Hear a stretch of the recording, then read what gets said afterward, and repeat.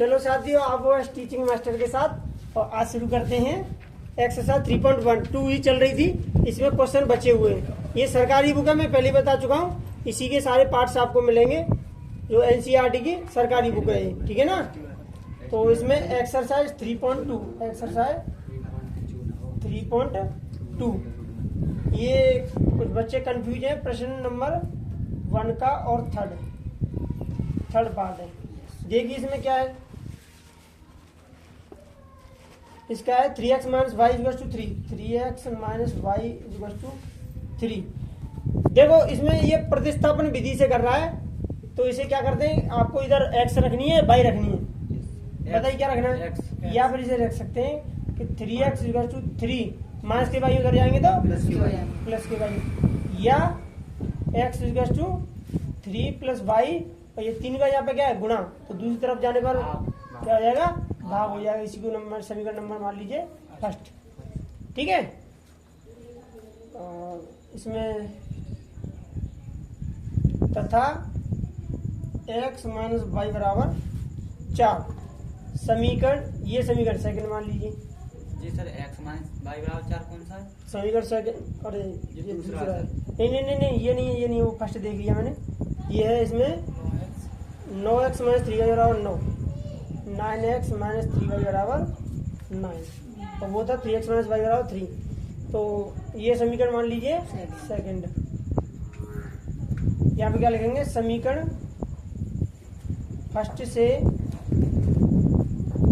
x का मान समीकरण सेकंड में रखने पर, समीकरण सेकंड में रखने पर रख दीजिए।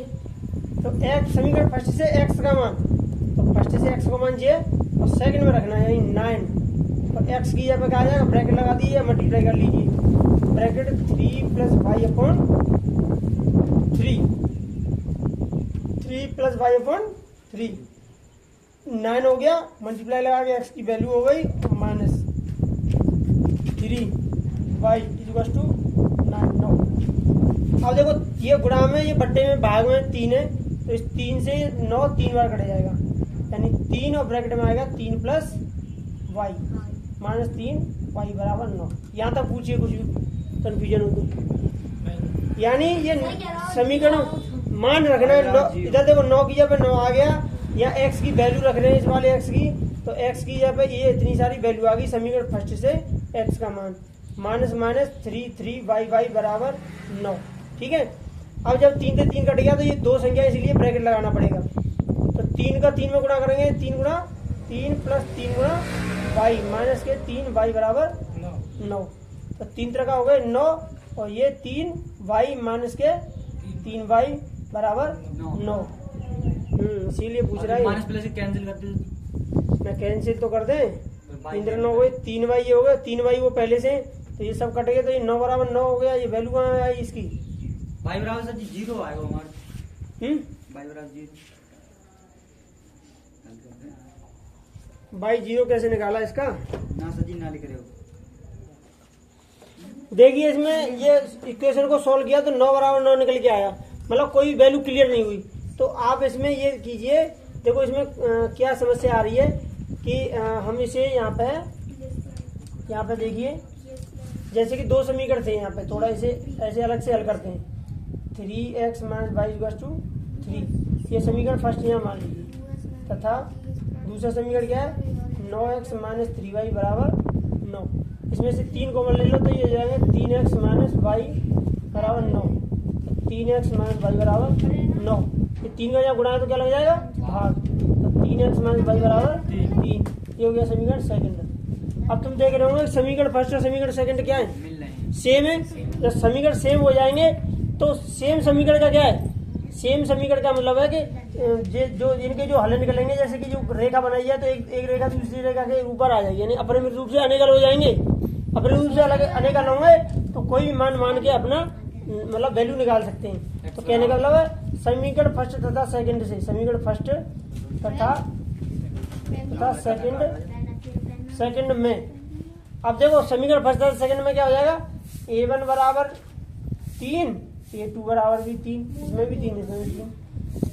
B1 बराबर क्या है -1 और B2 बराबर -1, C1 बराबर 3 और C2 बराबर। सर इसमें जो A1 B1 कितना होगा तो मान मांगू तो कुछ दाम A1 अपॉन A2 बराबर B1 अपॉन B2 बराबर C1 अपॉन C2, यानी 3/3 बराबर -1/-1 बराबर 3/3। यानी कहने का मतलब है वैल्यू सेम बन रही है, अपरिमित रूप से अनेक हल होंगे। ये कंडीशन स्थिति यहाँ पे घटित हो रही है। जैसा कि क्या प्रतिस्थापन से बनाए अपरिमित रूप से अनेक हल, अपरिमित रूप से अनेक अनेक हल हल होंगे जहाँ x तथा y का कोई भी मान कोई मान ले सकते हैं, कोई भी मान 1 2 3 10 ले सकते हैं।